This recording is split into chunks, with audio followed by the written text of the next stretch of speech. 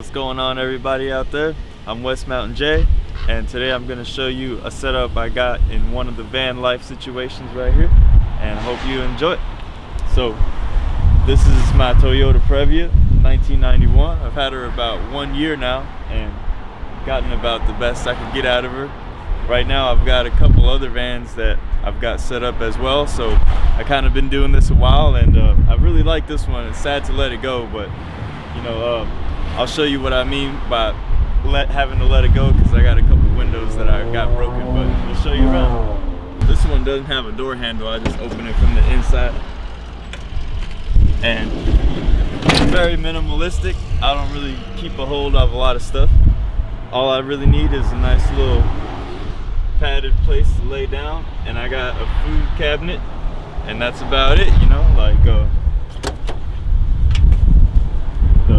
front is pretty standard, you know. I got the guitar here chilling, playing tunes by the beach, and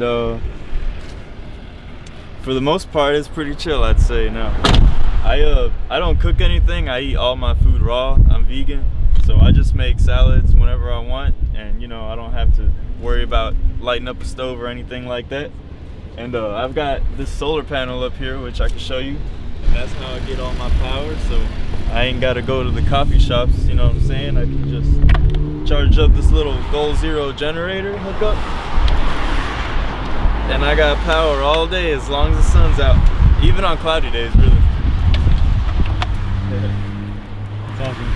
And so as you can see, I have you know, a couple clothes. I have more clothes than my other vans, but I have that big board right there because that was the first window I broke when I was loading my motorcycle in, and I was traveling across the country, and my motorcycle kind of tilted over and smashed one of my windows right out. So I was like, oh man, that was pretty crazy. And then this one that I got back here,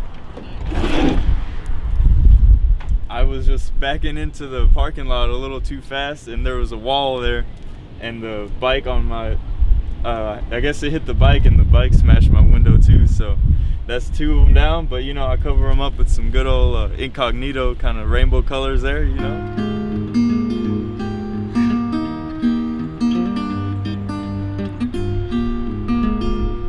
The reason I live in a van in this tiny home is because I'm kind of an anarcho-capitalist, and I believe that as long as I work a full-time job and don't have to pay rent, I can save all that extra cash for my own self-benefit.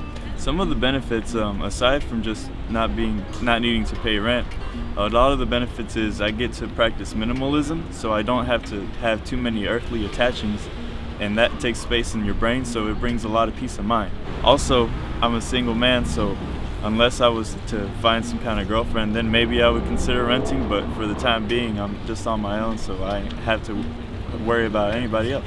Some of the challenges of living in a van, I'd say, are just practicing incognitoism and trying to blend in.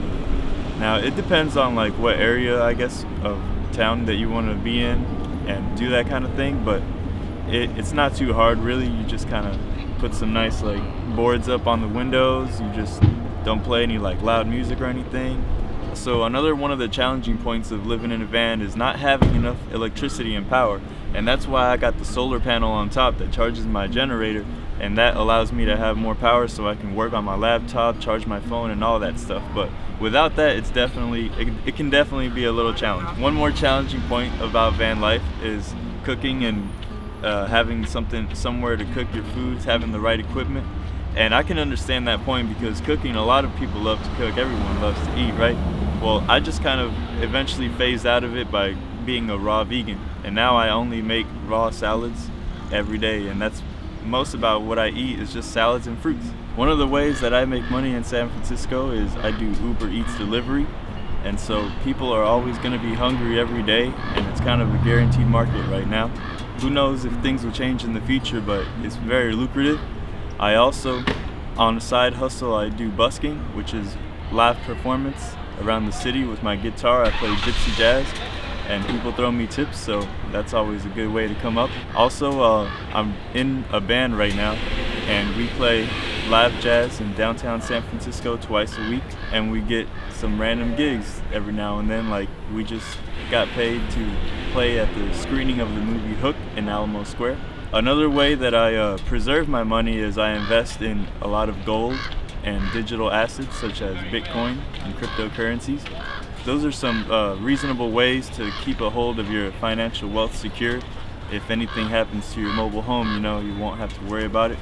And all the gold I buy, I wear it in the form of jewelry, and I stash it in certain places, so if I get in trouble with the law, they'll give me back all my gold.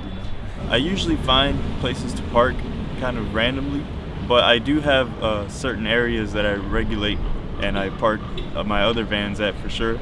I think it takes some time to feel out a certain particular area and like feel out the neighbors and stuff.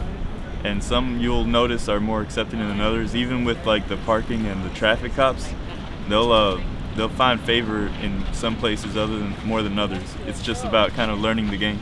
It's hard for me to really say who I would recommend this lifestyle to because everyone's different. But however, people after the same like-minded things, such as like a little more freedom to move around, not be tied down to any particular area.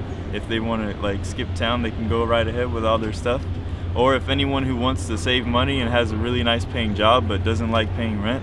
Also to people who don't really need a lot, are just kind of minimalistic and can go by on the simple things in life and not have too many things to worry about, I would recommend that to them because, it's honestly a lot better than sleeping out in the woods and a lot safer at the same time. I think I've always been interested in this lifestyle ever since high school. I went to high school in the Midwest of the USA, and the music scene there wasn't exactly my particular vibe. And so I said, I'll just go out to California, where a lot of my favorite artists came from, and check it out and probably live in a van or something.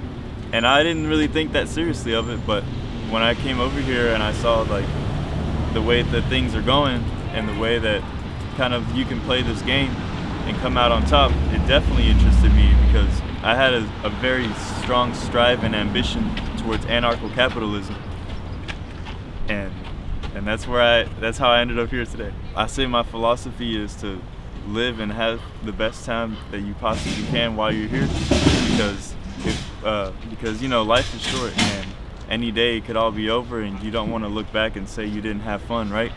And also, I have a lot of beliefs about this, but one thing is, if this life was a place where you were sent to not have fun, but you did the whole time, then wouldn't you be winning? It's been a really lucky experience for me. I haven't really ran into any sort of trouble with the law or with the neighbors or anything. I've been pretty low key about my situation, and it's not nothing I brag about to others.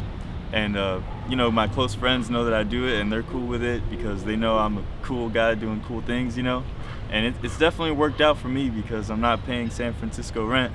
Something else I can say is that one van is fine. It's all you need. Once you have more than one to take care of, and when you have a motorcycle too, and you have all these vehicles with no garage to park them, then it can get tricky and sometimes a little stressful. So I would only recommend that to the more advanced users of such a lifestyle.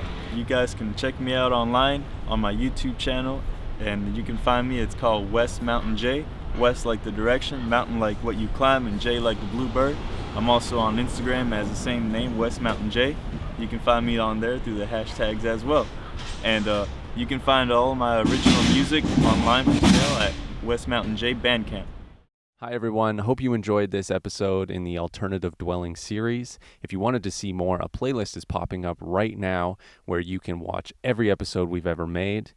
Don't forget to like this video and hit that subscribe button, and check out the links in the description if you want to support this channel and this show. And we'll see you next Monday for another episode of Alternative Dwellings.